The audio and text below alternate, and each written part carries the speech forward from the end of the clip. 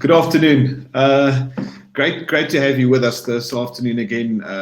We meet on a regular basis to talk about a couple of things and just communicate with our clients about what's currently happening in the markets, and then some product-specific information that we like to communicate. So while we still give a couple of people time to join us on air, please, if you can hear me fine, just pop a comment there, say yes, I can hear you, and I will bring up that little button that says schedule an appointment with an advisor, or thanks, Yanni, to schedule a appointment with one of our advisors. So we've got the privilege to have Leon Marais from Good for Sure talk to us about the retirement annuity. Now, many of us have retirement annuities or are currently investing in retirement annuities, and there's a lot of how can I say, publicity or stuff written in newspapers and articles and financial magazines regarding retirement annuities. So we thought it would be great to bring some clarity on retirement annuities, the benefits it holds, and does it still have a place in your financial plan.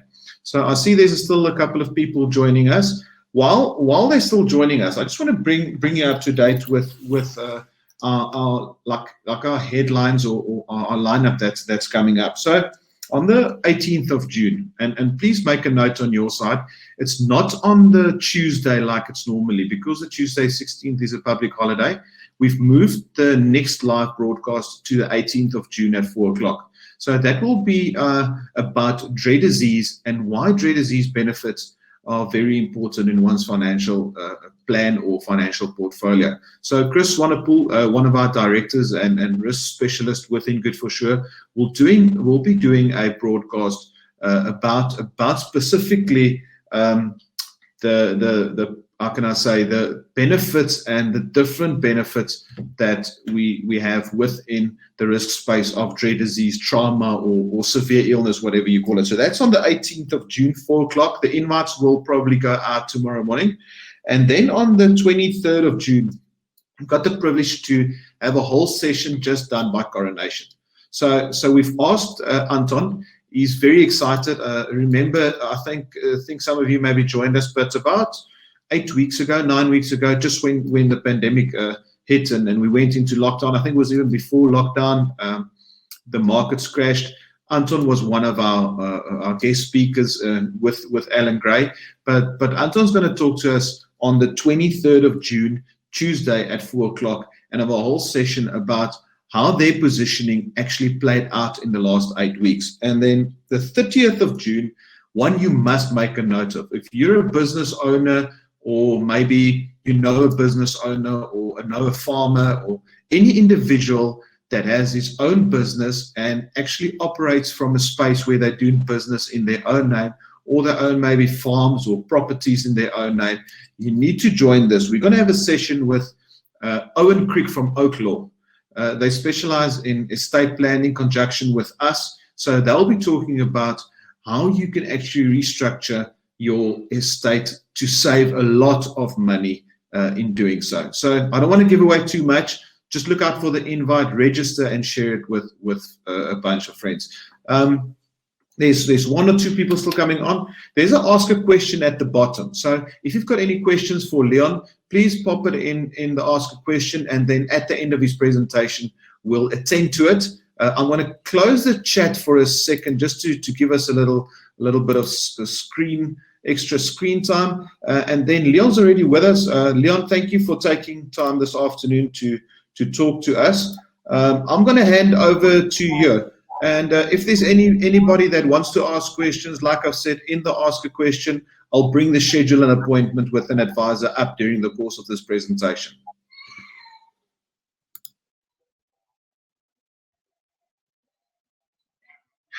Good afternoon, everyone. Hope you're all doing well. So I won't take too much of your time. I'm going to try and keep it short and sweet. Firstly, we thought it would be good just to have a look back of what's happened so far this year. And it's almost been a case of two halves. The first 3 months or so, obviously the initial shock of the coronavirus and the lockdowns. And the graph that I'm showing is the 5 biggest balanced funds in South Africa. and how they reacted. And you could see lots of them are down in the region of excess of 20%, which was a very, very uncomfortable position for most investors to be in. Then if we go from onwards from the 23rd of March to current, suddenly it's a different picture.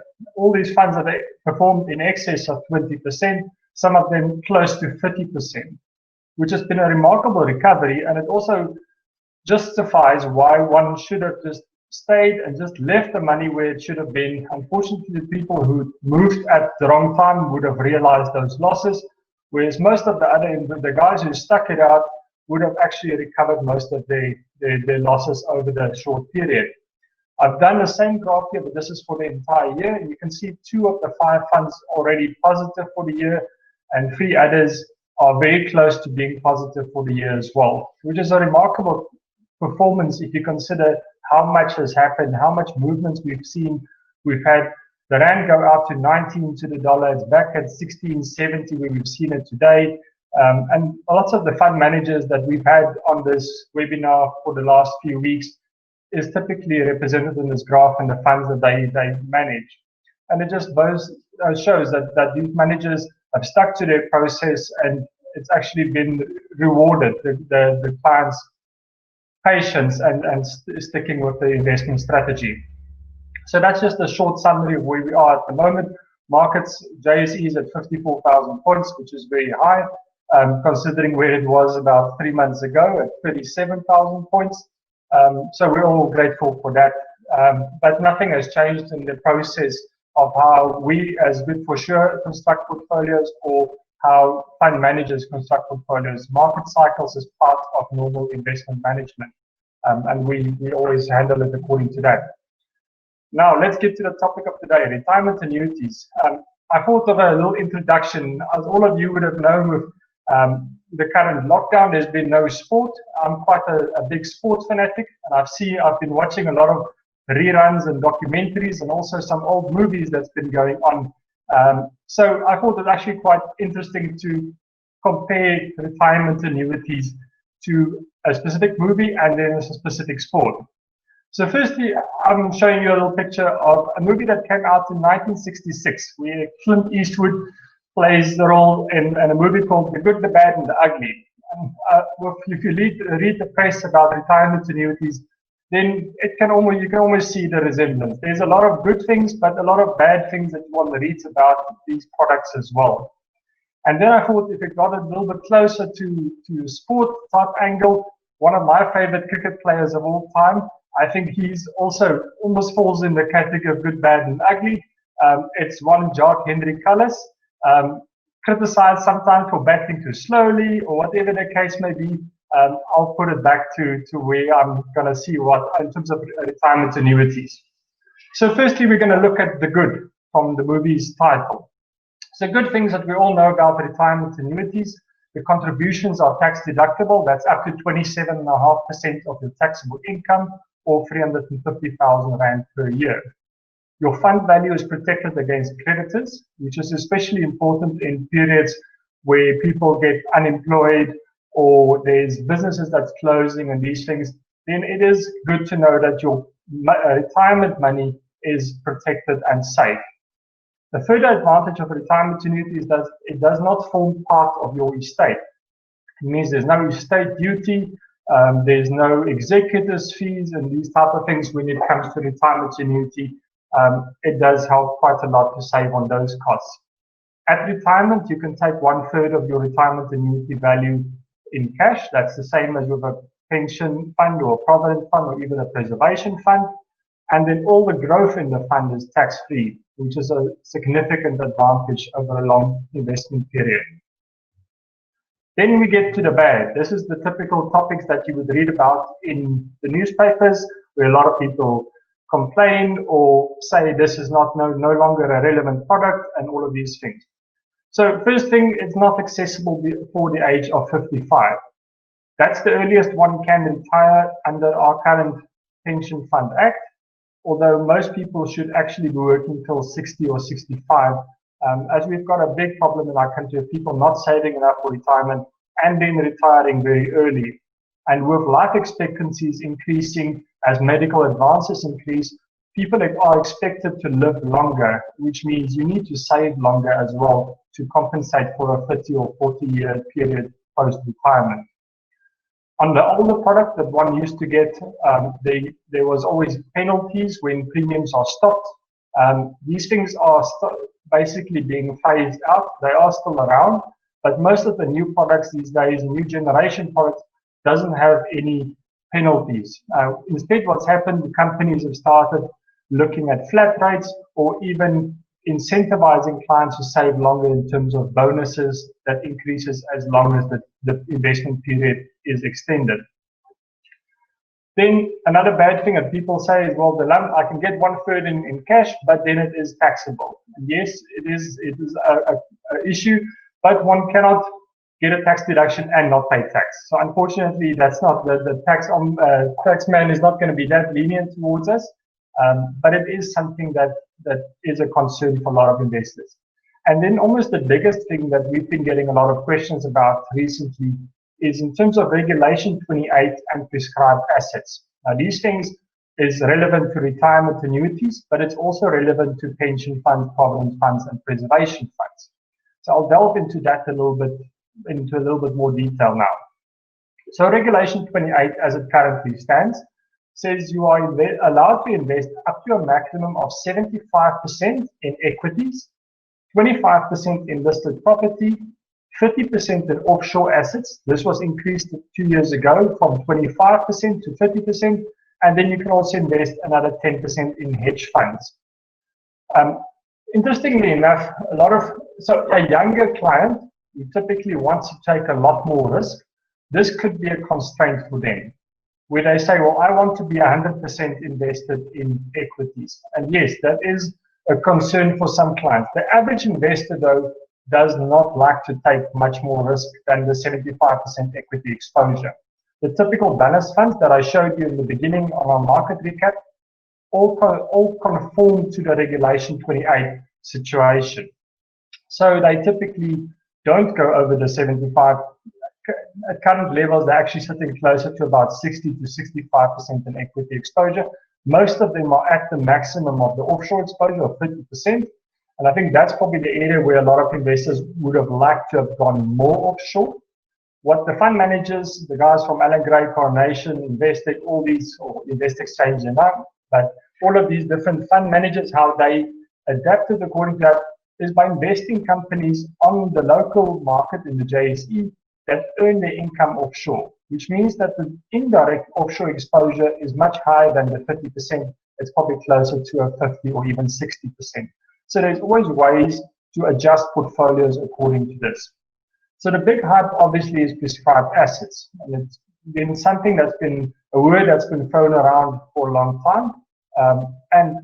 We actually had assets in the apartheid, or prescribed assets in the apartheid regime. And now obviously with government needing funding, this is something that is being investigated.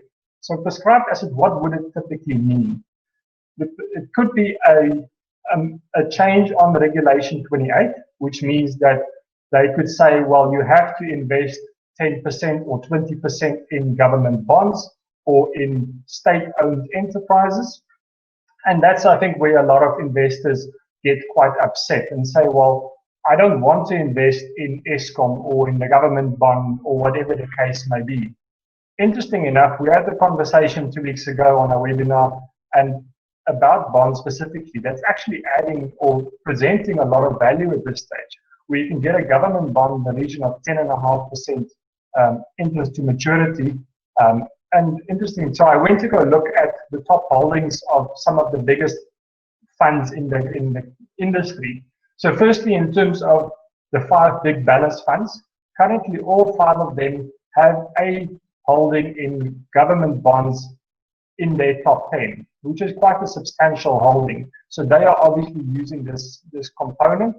And then if you look at pure bond funds, they all have more than half of their assets in government bonds, with quite a lot of exposure to bonds like Eskom as well.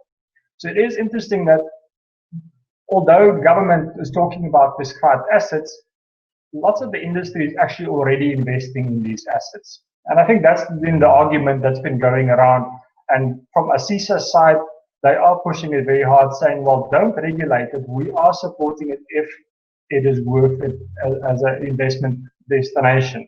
And I think that's what's happened with the downgrade that we saw at the end of March, that our bonds has actually been giving quite a good yield, and our fund managers has been taking up these opportunities. So yes, if prescribed assets does become a situation in our regulation, it does affect portfolios, but there is ways to get past this and adjust portfolios accordingly. And then once again, if it gives a good opportunity in terms of returns, then one would actually want to use these government bonds specifically. Interesting enough, post-retirement money, when it goes into a living annuity or in a guaranteed annuity, these funds don't fall under the Pension Fund Act anymore, so they are not required to comply to Regulation 28. So typically that shouldn't be an issue for those type of products. Then if I look, so the third point, we started the good, the bad, and then bring it back to my sports analogy, I would like to say the Kallis. And I think that's where, Jacques Kallis for me was an excellent cricketer. He was criticized for some of the flaws he had, but he was always the consistent performer. He was the guy you could depend on. We needed to save a test match against the Aussies, who's our arch nemesis. Kallis was the guy who usually saved us. And so what I firstly started is looking at, in a retirement annuity, one would look at the tax savings. So I've got 4 examples here. Someone earning 10,000 Rand a month, 20,000 Rand a month, 30,000 Rand a month, or 60,000 Rand a month. Obviously, that puts them in different tax brackets. And then I said if they're saving 10% of their salary, so the blue graph is 10% of 10,000 would be 1,000 Rand a month. 10% of 20,000 is 2,000 Rand a month, and so it goes on. And then the green component is the tax saving that you're getting just on the contribution to a retirement annuity. And you can see at the top end tax scale what a big impact this has on your total contributions. And the same, even at the lower levels, you're getting quite a big added advantage by just using the product. So from SARS side and government side, you are being subsidized in your savings, which is a big advantage. And every advantage one can get, one wants to use. If we take it a little bit further, then also interesting, I always say a retirement annuity is a long-term investment. It's not supposed to be an emergency fund. It's not supposed to be money that I might need in a year or two's time. It's a long-term saving for retirement. So I've drawn a graph here over a 40-year period.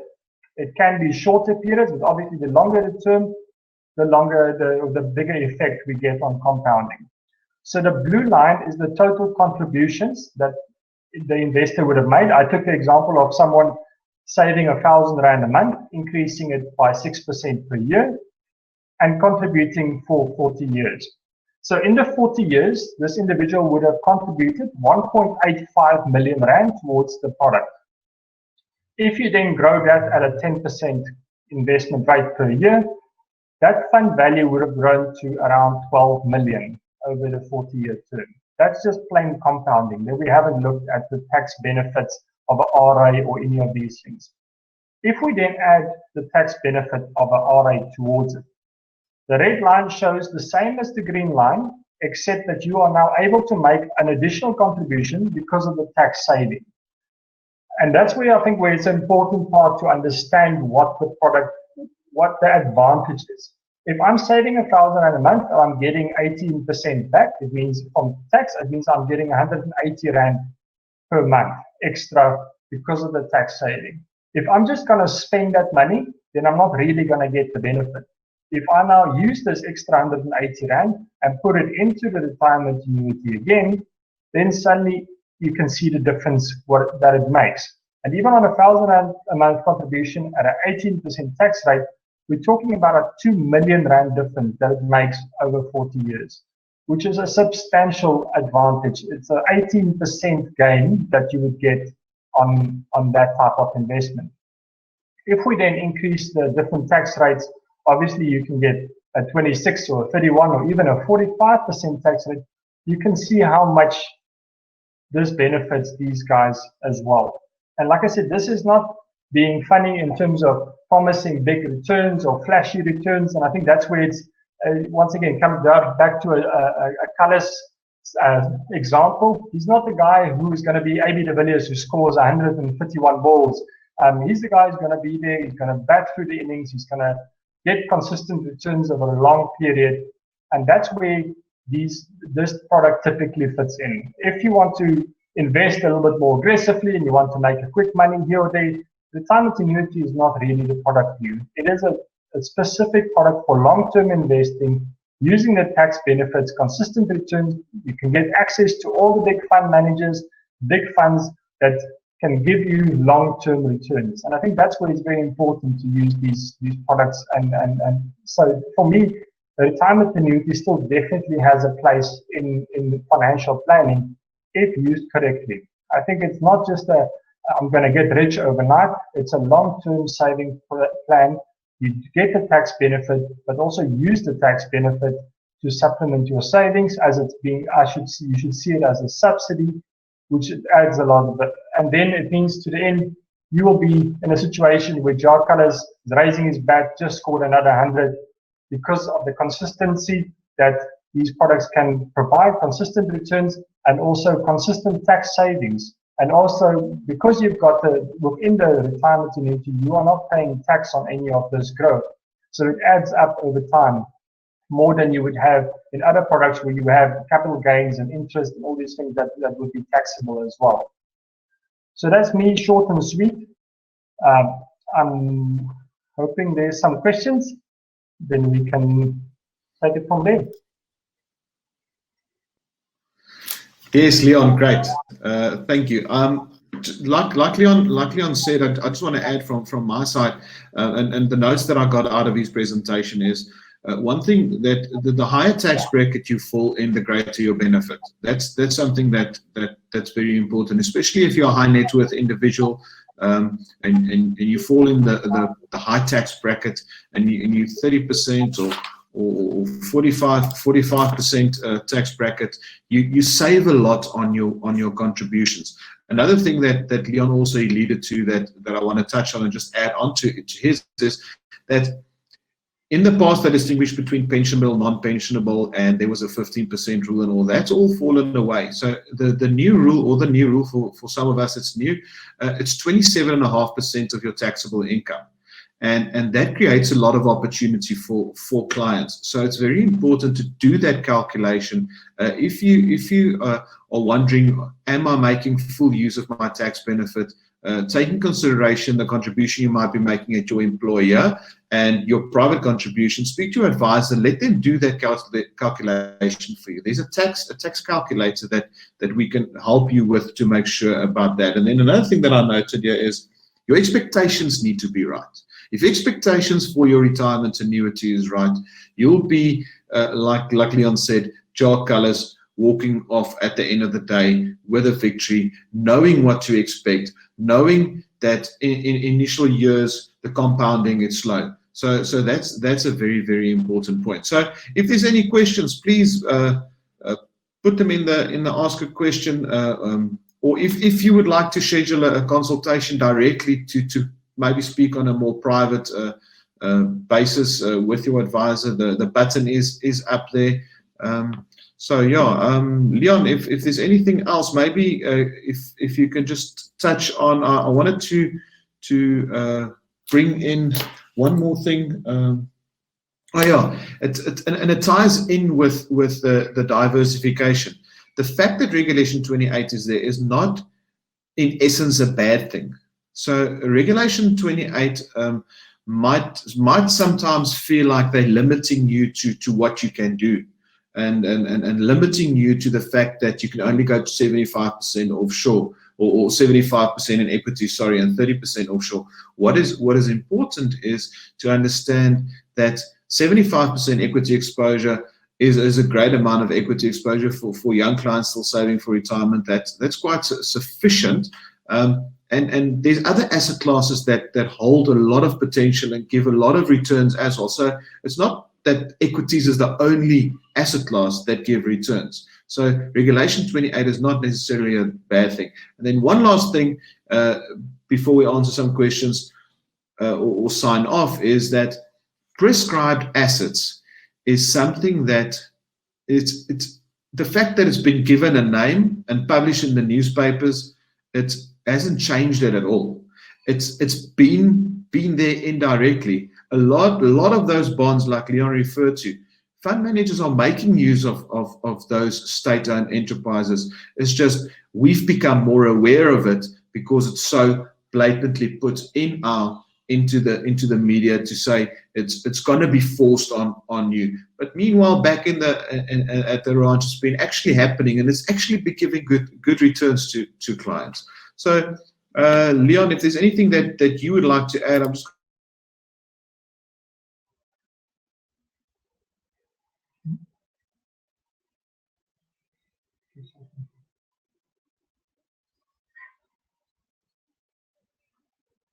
Yes. Barry, I think you muted yourself, so we didn't hear the last little bit that you said.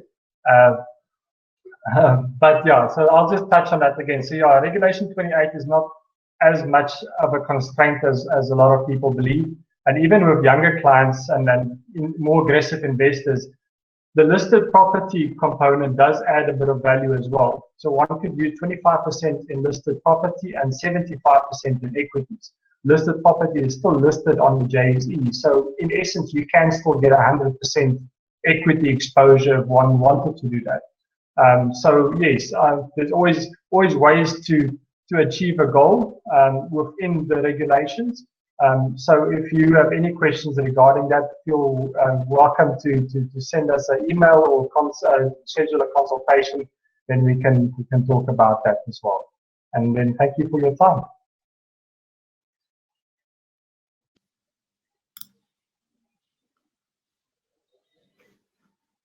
Great stuff. Okay, I see there's no questions that we've got. So yeah, let me recap for those who missed it initially.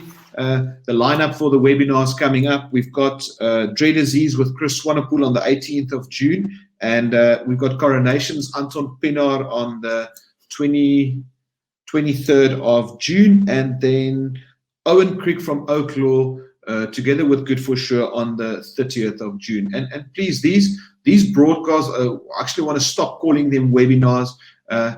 It's not a webinar where we teach. This is a live broadcast from Good for Sure, where we want to speak to our clients and communicate with clients. And if there's something that pops up in these live webinars and you've got a question, speak to your advisor, and they're there to help you. You want to use these to communicate on a mass basis with relevant information to our clients. So there's no questions today.